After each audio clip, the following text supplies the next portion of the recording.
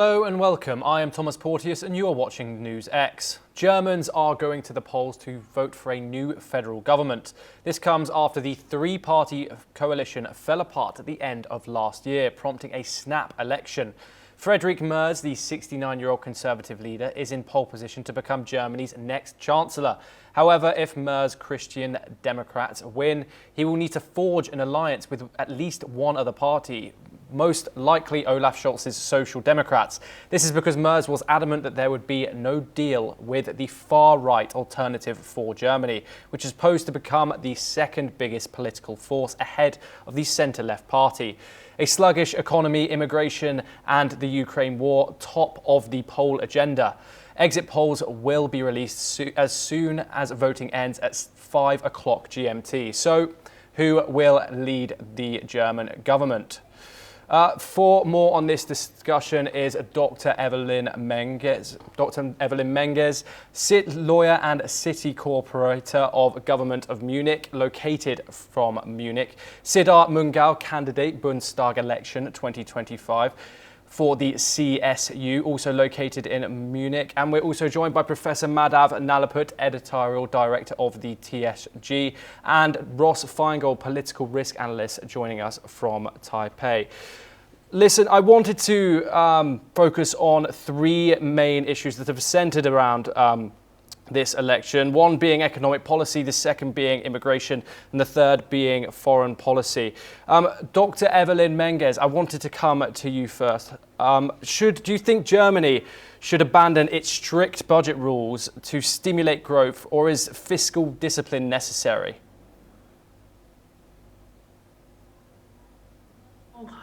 Thank you very much for inviting me in this discussion. Germany once was one of the leading economies in the world, also of Europe, and now we're the last one.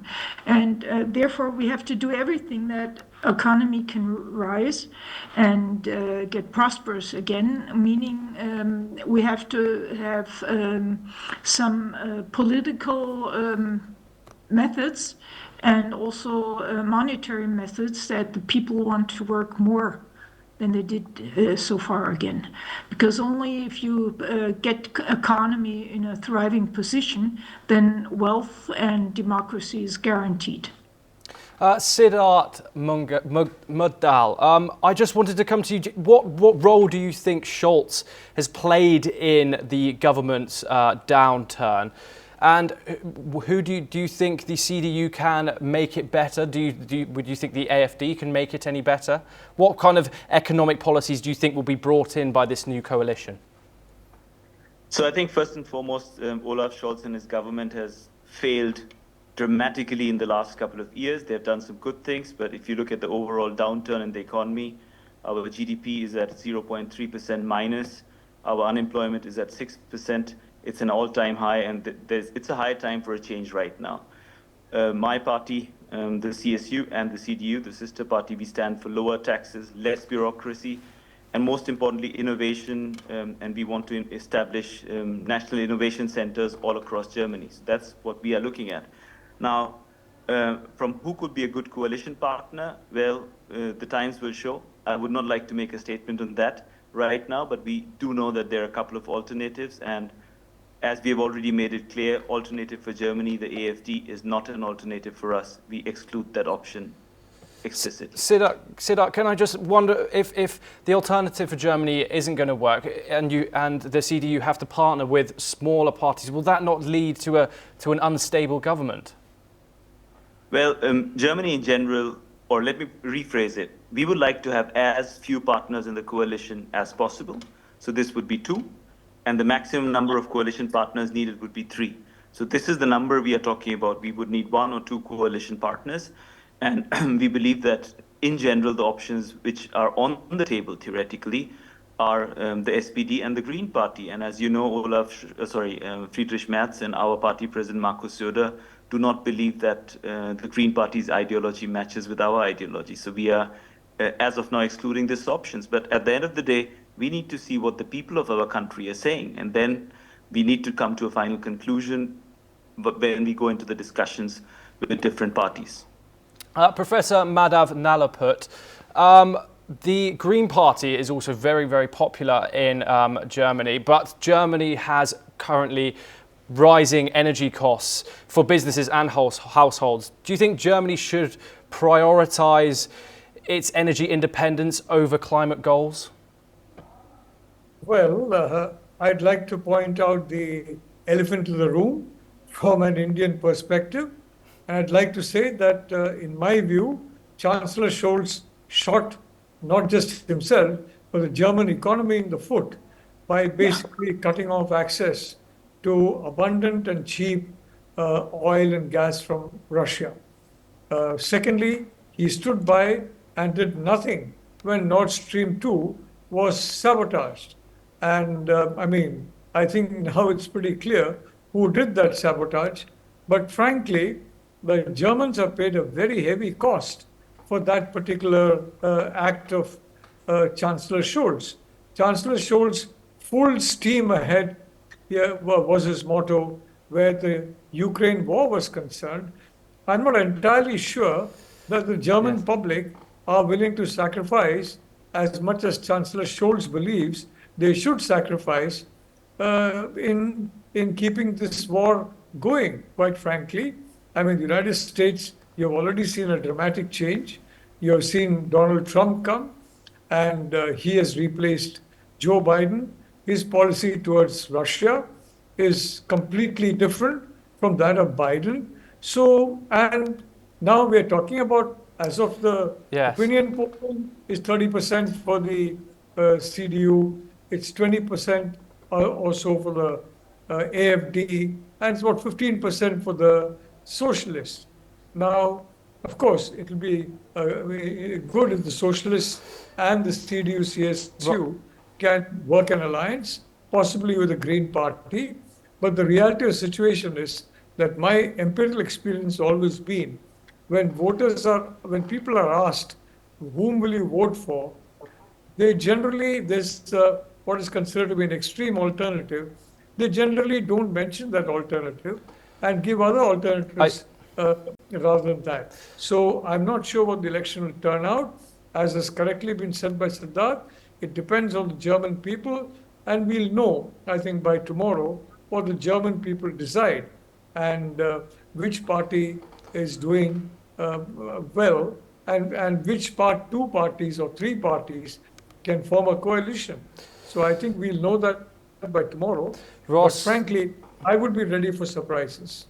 Yes. Ross Feingold, I wanted to bring you in next, but I did want to move on to basically the biggest topic in this election, which is the topic of immigration. Germany has been hit with a shoal of attacks from immigrants throughout the years, recently as well. And how do you think, it's been 10 years since Angela Merkel said, we can do this in the 2015 Syrian crisis. What has happened to Germany, and why have we seen this rise in popularity for a party like the AfD?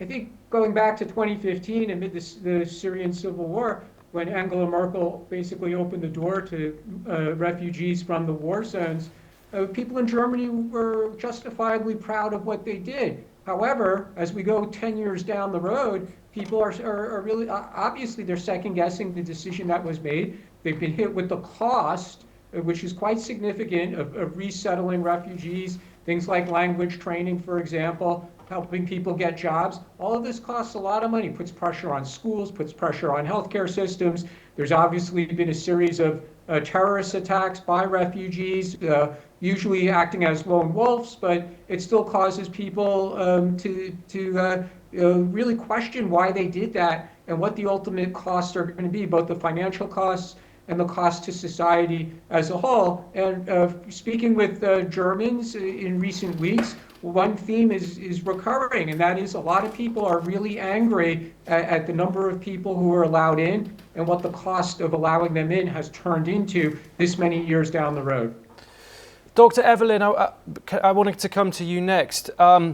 Obviously, it's been no doubt that these attacks from shocking attacks from immigrants over the years have really put something into Germans' mind. This rise in popularity of the far-right AfD, what's the feeling in Germany at the moment around it?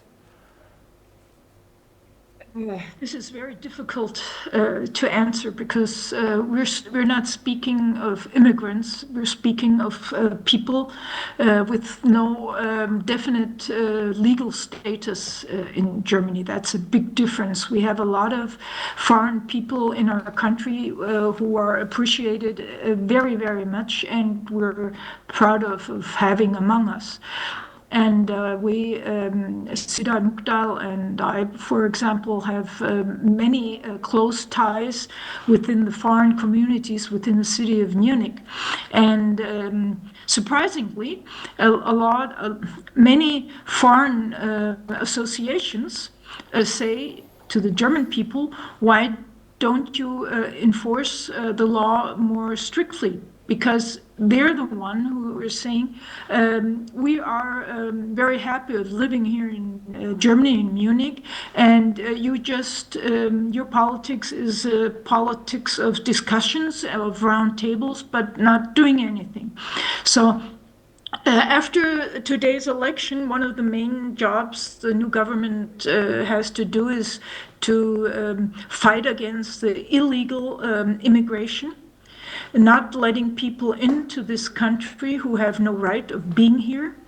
And the second thing is of enabling everybody who is living here to have the possibility of education, of learning the language of our country, and also to get in contact with many, many German associations and people, because in fact the German people really enjoy foreign countries. We're one of the folks of the world traveling all around the world, so we really appreciate to get to know other cultures. But we have to fight against the unemployment and the housing problems, and this is one of the big issues of today or starting tomorrow. Siddharth, the CDU adopted immigration policies as this campaign has moved on. It's obviously moved heavier and heavier on to immigration. Were these a necessary adjustment, do you think? Is immigration really that big of an issue when it comes to the German people? My opinion on this is kind of divided. On the one side, we need to understand that the biggest issue with our country right now is the economic situation. And we need to restructure the economy. We need to get Germany back to track as #1 in innovation worldwide. That's one side of the story. So it's not immigration for me, which is the biggest worry.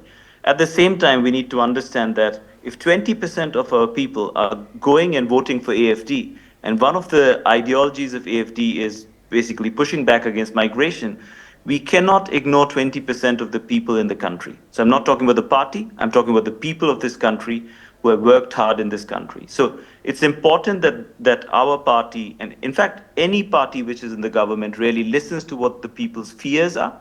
At the same time, the safety and security of the people living in this country, irrespective of which origin they have, that should have utmost priority.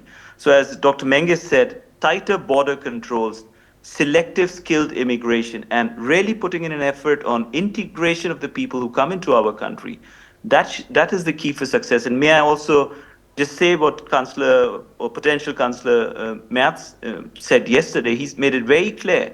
People who are living in this country from foreign origin, they are welcome in this country, they are part of the society, but then they have to be really putting in also the efforts they need to learn the language and the culture of our country.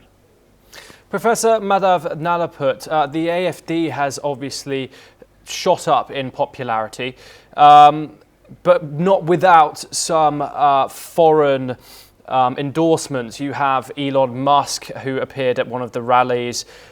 You have J.D. Vance meeting with Alex Vidal in Munich. What do you think about this kind of American endorsement in German election? And do you think the endorsement of Elon Musk has had any real impact within Germany? Well, I would say no.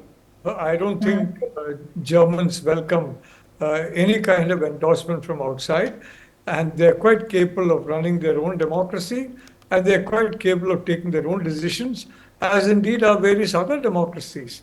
For India, for example, we find it very tiresome that so many people come from other parts of the world and give us lectures on how to run our democracy, whom to vote for in elections, all that kind of thing. I mean, it's something that we frankly don't need, and with many of us resent. So I don't blame the Germans for resenting that. But look, let me tell you one thing. In some parts of the world, if you drink unfiltered water, you're in trouble. Big trouble. So it's very important that immigration be filtered. You have skilled professionals coming in. You have people whose skill sets, either trainable or already trained, match those of the German economy. And I think it's very important. I think what Angela Merkel did was fantastic. From a human rights angle, I would applaud her. But it was an act of faith. And she accepted a huge amount of absolutely unfiltered immigrants. Now that I think, frankly, we had that problem in India, and we firmly believe, at least, I would say the immense majority of the country firmly believes that unfiltered immigration is a danger, is a risk. So I simply want to say, I think what Merkel did was great from a human rights perspective, from a narrow perspective of the rights of Germans and the interests of Germany.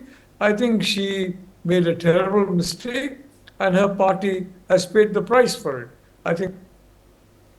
Ross Feingold, there are millions and millions of immigrants in Germany who are there legally. Do you think Germany should prioritize integration efforts over border security? Or do they both need equal focus, do you think? Focus, and that's going to be a real burden for the new government, whoever the governing coalition is. But the public, no matter what the actual vote result is, the public has already made its views clear on this. They want to see integration, they want to see border control, they want to see less additional migration into the country at the moment until there's integration of the last 10 years worth of migrants. So the public or the voters, no matter what the result is, their views are very clear on this issue, and it's going to behoove the next government to listen to the voters. Otherwise, there's a risk that the next government's tenure in office might be very brief. I wanted to move on to the next topic now, which is foreign policy and European security. Dr. Evelyn, the US, with the new Trump administration, it's possible it's going to take a big step back from Europe. Do you think Germany should increase its defense spending and take a more assertive role in European security? Definitely, yes. Problem is, we all grew up believing that after 1989, after Gorbachev, Europe and Russia were best friends, best buddies, and we definitely believed that we achieved a peace in Europe lasting for the next centuries. But as we now see in the nightmare of the Ukraine, this is not the case. And because everybody believed that peace is something that is granted, our country, as other European countries as well, didn't invest any money in their defense. It was actually, speaking about defense, was something that was not really tolerated. Like here in the northern part of Munich, we have a factory where we built the big war machines, but nobody should know that. They're not allowed to be visited, and everybody, the Green Party, for example, doesn't want them have them here. But now we have a new sheriff in town, as Vance said a couple days ago. So we have to reset politics, and definitely we have to spend more money in order to protect our country and to stabilize the peace and the freedom and the democracy we have in Germany. Siddharth, how should Germany respond to potential reductions in US support? Could Germany be a new leader in defense of Europe? So I think first and foremost, what we definitely need in Europe is long-term security and stability. This means that European leaders, they need to hold hands together. They should speak in one voice and should be working on a European defense strategy, reducing reliance on the US for security. The second important point is how do we work for a post-war stability in Ukraine? So let's face the facts that Ukraine is a part of Europe, and the instability in Ukraine also affects us in Germany, right? So there should be a strategy we should be built together on how this post-war, let's say, time frame will look like. And we should be supporting a strong sanctions policy, but also ensure at the same time that those sanctions should not harm Germany's own economy disproportionately. So once again, as a summary, we should be supporting the war in Ukraine to a certain extent, but it should not be affecting our own economy disproportionately. Professor Madhav Nalapurt, what do you think? Do you think Germany should push for an independent European defence policy, separate from NATO, maybe? Well, quite frankly, I think that's financially impossible, and it would be fiscally irresponsible for any European government to suggest that. Europe is very closely linked with the United States, and that link is not going to be over in a hurry. Having said that, I would like to point out from an Indian perspective, with the center of gravity, in our view, has moved on from Europe to Asia. The threat has moved on basically from Russia, which you can see is not even able to take back the territory that it lost to Ukraine. It doesn't seem to be a first-class military power, but we have a real threat in India, for example, on our borders. And that's the second largest economy in the world. It's arming itself to the teeth. It is totally intent on controlling the entire Indo-Pacific, and that country is China. So we honestly believe that this focus on Ukraine and this European Euro focus, the Europeans apparently believe the rest of the world should also have a Euro focus. The rest of the world has a different focus. We in Asia have an Asia focus. We have an Indo-Pacific focus, not an Atlantic focus. So quite frankly, from our point of view, it makes what Donald Trump says makes a lot of sense. The Americans have now pivoted to Asia, and the Europeans will have to live with that fact. At the same time, they have to understand where the major threat is coming from, and they can't divert all their attention and resources to what is today, frankly, a secondary power. Thank you. Ross Feingold, lastly, what